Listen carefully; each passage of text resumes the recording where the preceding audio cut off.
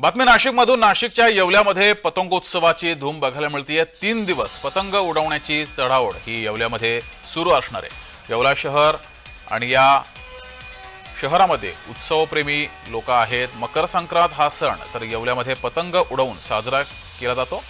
संक्रांतीनिमित्ताने 3 दिवस शहरामध्ये पतंग हे उडवले जातात।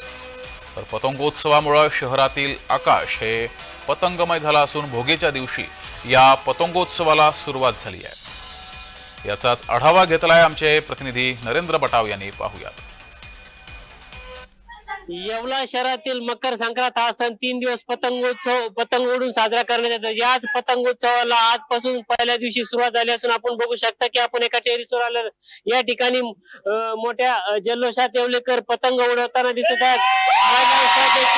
युवक तसेच वृद्ध सर्वच प्रकारे लहान मुलं देखील पतंगोत्सवाचा आनंद घेताना दिसत। आपल्या सोबत काही महिला आहे। काय सांगाल की मकर संक्रांत सणाला सुरुवात झाली, पतंगोत्सवाला काय सांगाल?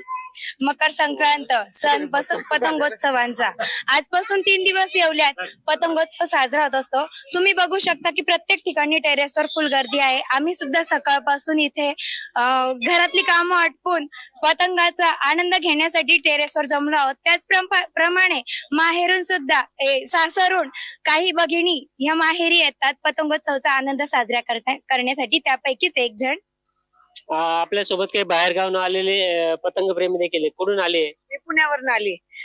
येवला माझं माहेर आहे। मी दरवर्षी येते। 3 दिवसाचा उत्सव असतो। मी पुण्यावरून दरवर्षी येते। खूप मज्जा असते, खूप धूम असते। हे कोणीही मिस करू नये। संक्रांत येवल्याची खूप छान असते। एकूणच बघितलं तर महाराष्ट्राच्या कानाकोपऱ्यातून येवल्यामध्ये पतंगोत्सवा करता नागरिक दाखल झाले आहेत। नरेंद्र बटाव, जे महाराष्ट्र न्यूज, येवला।